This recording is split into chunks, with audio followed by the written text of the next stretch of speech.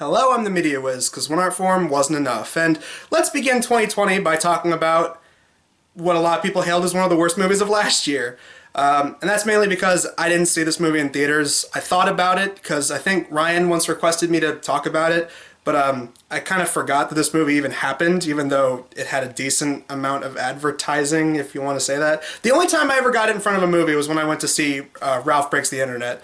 And I remember in that video I said that, oh, who knows, maybe it'll be good. And that was mainly just me trying not to be overtly cynical.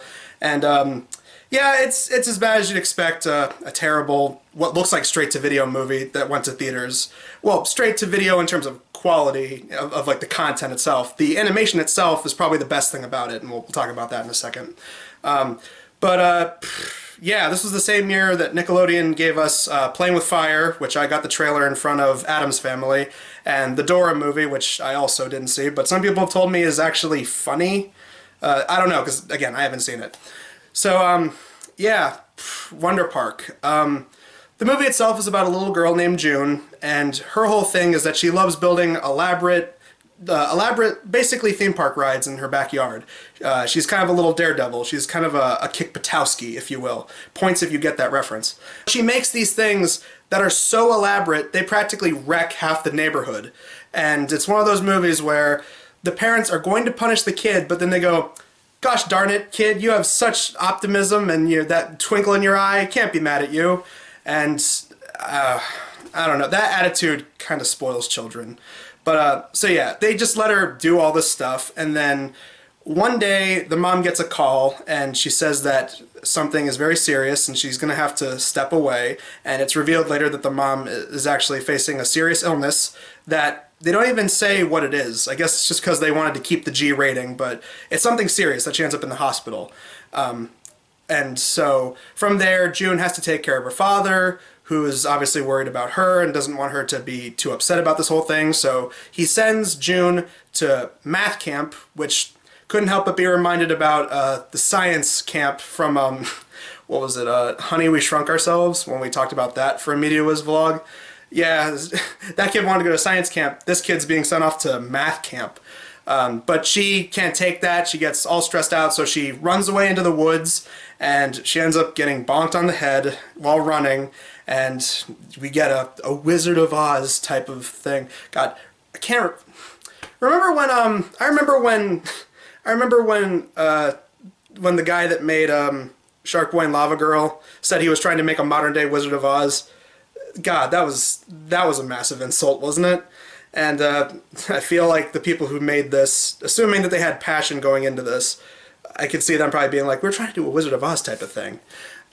So she wakes up and comes across this big theme park with all these different animals they're supposed to be representative of these little plush toy animals that she had growing up that she used to play with. And they're all played by celebrities. I mean, you have Mila Kunis is one. She's the warthog thing, and I know John Oliver is the porcupine, and this was what shocked me when I looked this up. The voice of the bear in the British release of this movie, in the UK dub of this film, the bear is voiced by Tom Baker. I am not kidding. That was baffling when I found that out. From there, the movie basically becomes cliche. Believe in yourself and never let go of imagination, June, because that was the whole thing. She was feeling like she was losing her creativity and her imagination once she had to, get serious and take care of Dad while Mom was at the hospital. And it's sad because, like, the first half, while it's a little flawed, I'm like, okay, serious tone. It's not talking down to kids. Okay, all right, I can kind of get behind this. But no, as soon as we get to the park, it's all bright colors, loud noises, awful puns like we usually expect from these kind of family movies.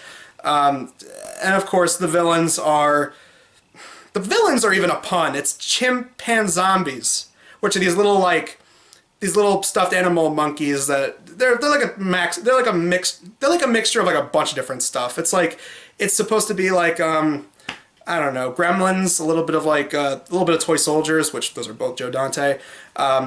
Basically, whenever they have like a movie or a TV show about like toys running around and being scary or attacking people, it's kind of like that.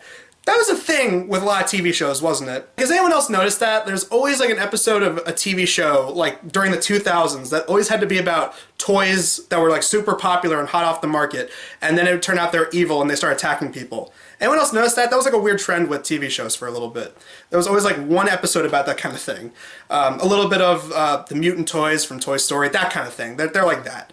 Eventually there's this big vortex wormhole thing near the end of the movie that starts sucking up all the creativity, and that's when I started thinking, okay, this pretty much is a lot like Shark Boy and Lava Girl, and that there's a lot of ham-fisted, like, you know, oh, you never let go of your true imagination and all that kind of stuff, and I'm like, you know, that's not a terrible message, but the way that it's presented with all the obnoxious, loud overstimuli and the bright colors and the loud music and the obnoxious comedy relief, like, that is what started dragging the movie down for me.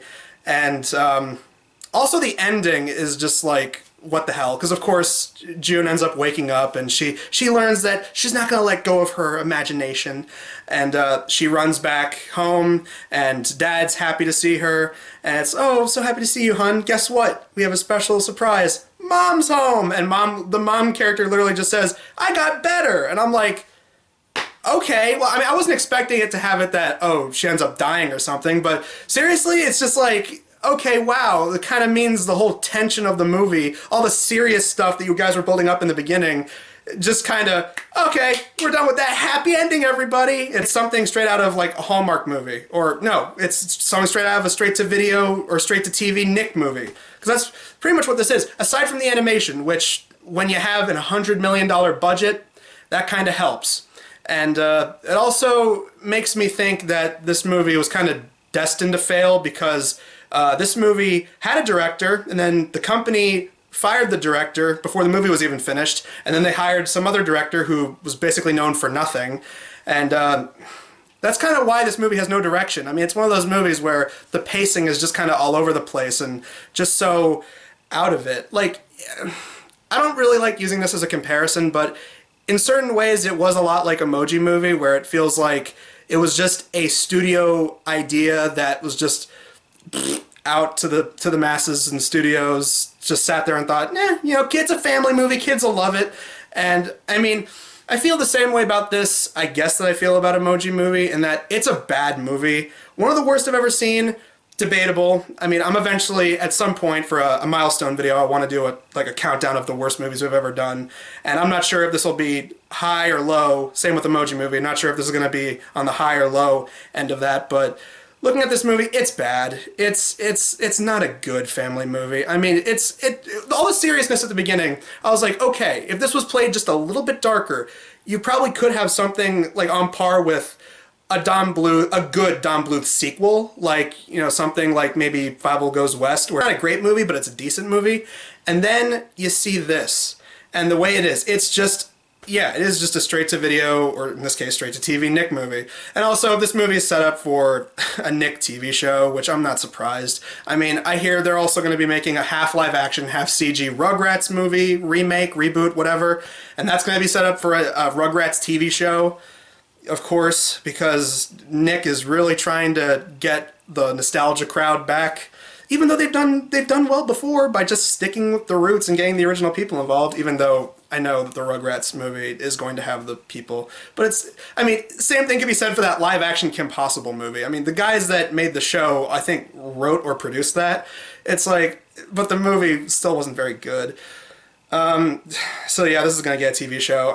I'm praying to God that that third SpongeBob movie is actually good, because the trailer makes it look good, even though I really don't want to see Camp Coral. I mean, hopefully that's good. Hopefully the movie itself is good. I mean, you got Keanu Reeves. A Keanu Reeves cameo, that might bump it up a bit. I'll make a video on that movie when it comes out, I promise.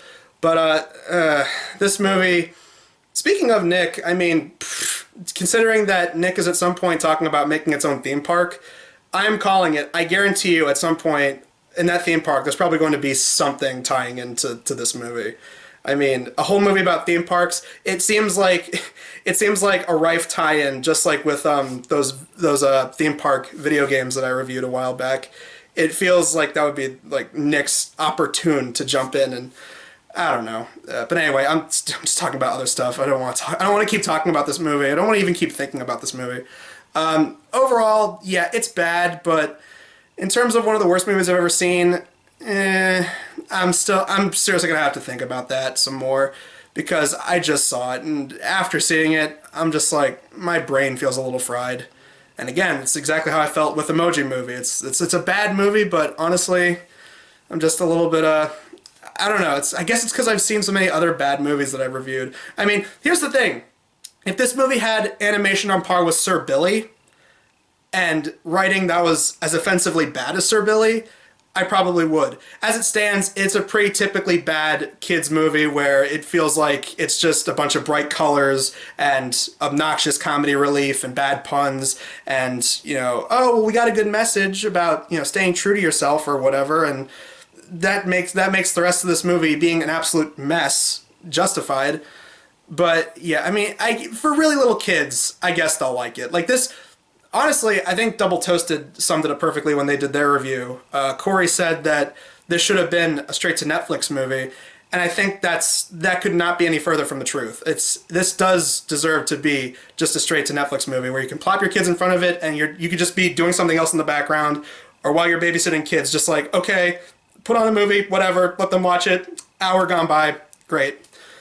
But yeah, as it stands, this movie, it's a mess. It's probably not one of the worst things I've ever seen, but it's a mess. And I feel like only really, really young kids would like it.